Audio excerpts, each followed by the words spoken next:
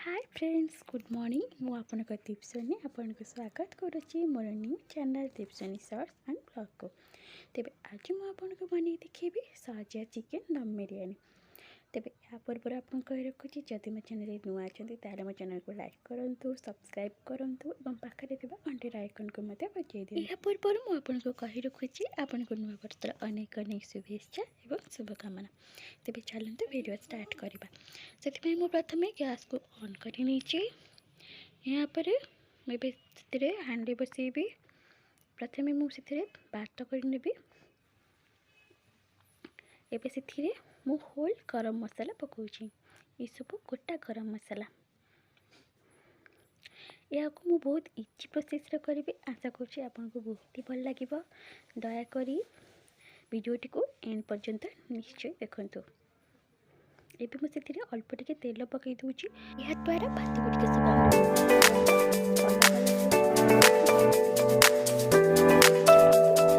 धनिया पत्र पकई नीछि।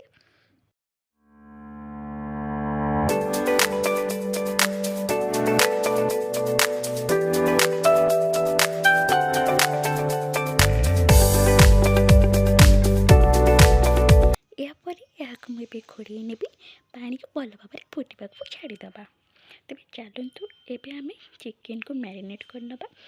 एबे मु चिकेन नहीं जाइए मु किले चिकेन नहीं कहीं मु किले चाउल नहीं किले चाउल किले चिकेन नहीं मुझे अदा रसुण पेस्ट आठी मु गोटे नुआ ट्रिक कर कौन अदा रसुण सहित कंचा टमाटो ग्राइंडिंग कर नहीं पकई सारापर एबे मुझे पकई दूची पियाज।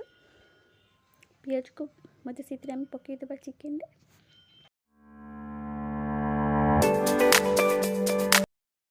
एबे मुझे धनिया पत्र को पकई नेबी। धनिया पत्र को पकई सारापर एबे मुझे पुदीना पत्र पकई नौची।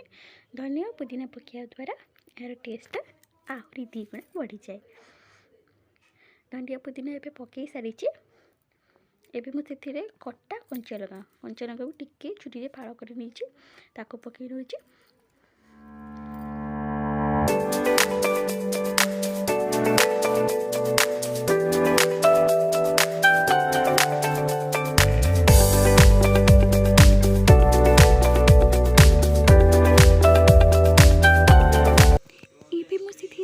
हलदी गुंड पकई नौची।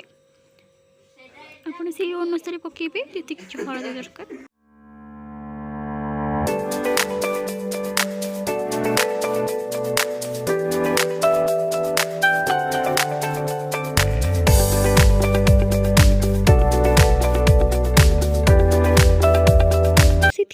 धनिया गुंड को पकई नौची।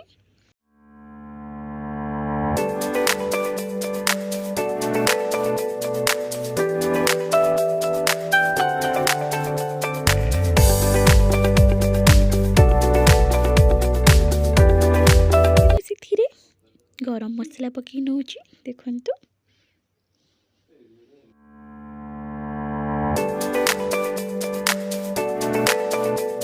एबे मु सेथिरे लंका गुंड को ऐड करि नौची।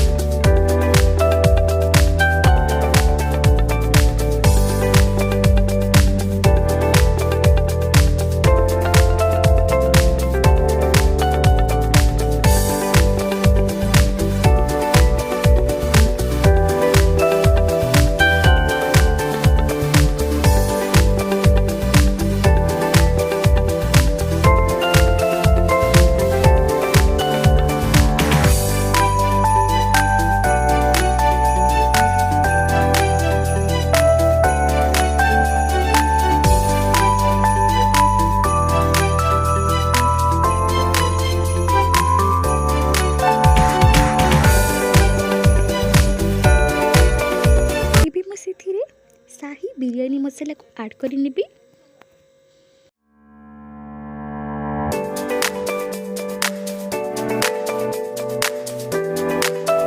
एबे मु सेथिरे दही को ऐड कर नौची।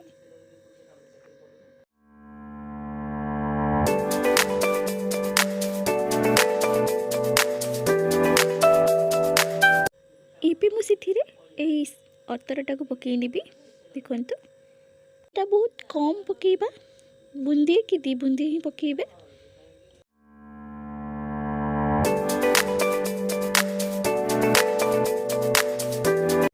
ये मुझे गोलाप जल को ऐड कर खूब कम आकार ही पकेबा।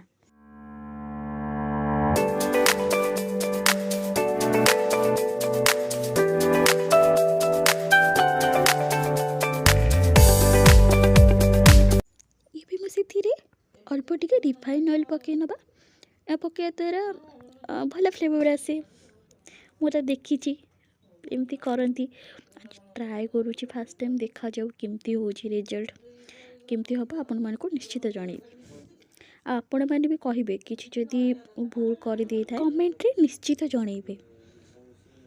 मैरिनेट हाँपाई अध घंटा खंडे छाड़ीदे एबे ए भितर मोर पानी मध्य फुटी जाइए मु लुण पकई नी आगुरी से लुण पकई नौ देखु लुण पकई कि समय रखी सारापर ये देखु भल भाव पानी मोर बहुत ही भल भाव फुटी जाइए। तेज एबे आम ए चाउल को ऐड करवा ये किले बासुमती चाउल नहीं जोटा कि मुझे घंटा आगुरी ही धोईकी बतुरी देती। तेरे मन रखिए ये गोटे कथा कि जितेबाला आप चाउल को भात सरी पानी रे पकेबे सेतेबेले आपण जाल पूरा स्लो करने नहले सेटा ऊपर को छिटक आपण को हाथ को भी छिटकी पारे तो आप देखिकी करेंगे। देखो मुझे चाउल अलरेडी अध घंटा आगुरी बतुरी देती एबे मु चाउल को पकई नहीं बेसी घांटीबी नहले चाउल भांगी जापे।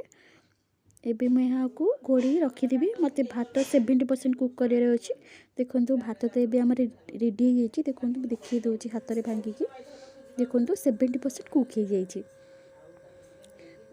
एबे मु गोटे जो बिरयानी करी से तेल पकई नौची से घी पकाउची या द्वारा भल फ्लेवर आसब।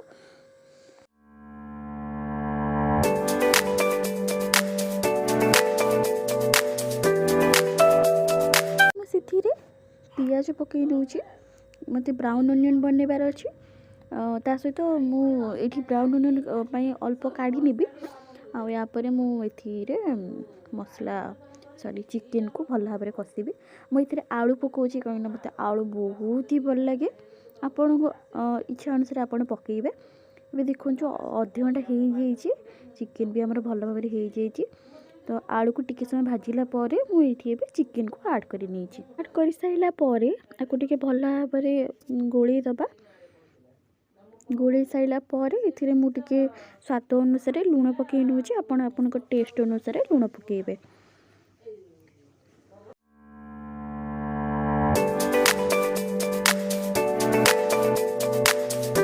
एबे मु चिकेन को घोड़े दी भल भाव में कषिया छाड़देवी मझे मझे आप चेक करुवे कहीं ना तले लगी जापे चिकेन आमर देखु चिकेन आमर ए बहुत ही भल भाव में कषि हो सारा तो ये मुझे धनिया पत्र पकईदे या मु तल को नहीं आसी कहीं आमर ए भात ऐड करार अच्छे ठीक अच्छे।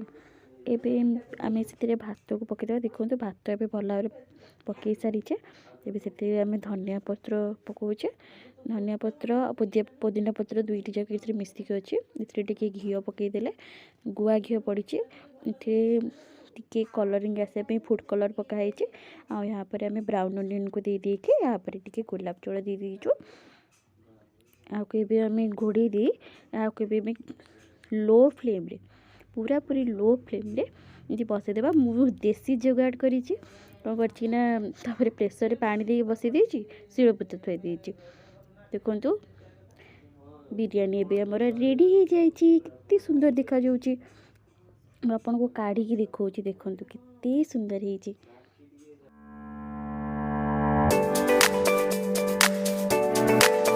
आशा करुँच मो रेसिपी बहुत ही भल लगी जदि भी किसी भूल रही जाइए दयाकोरी क्षमा करदे कहीं यहाँ मोर फास्ट ब्लॉग और दयाकोरी मत बहुत सारा भल पाइबा देवे मुझे एमती नुआ नुआ वीडियो निश्चित आनीदेवी आ दयाकोरी कमेंट करेंगे लाइक करेंगे शेयर करेंगे आ मत बहुत सारा भल पाइबा देवे। Thank you.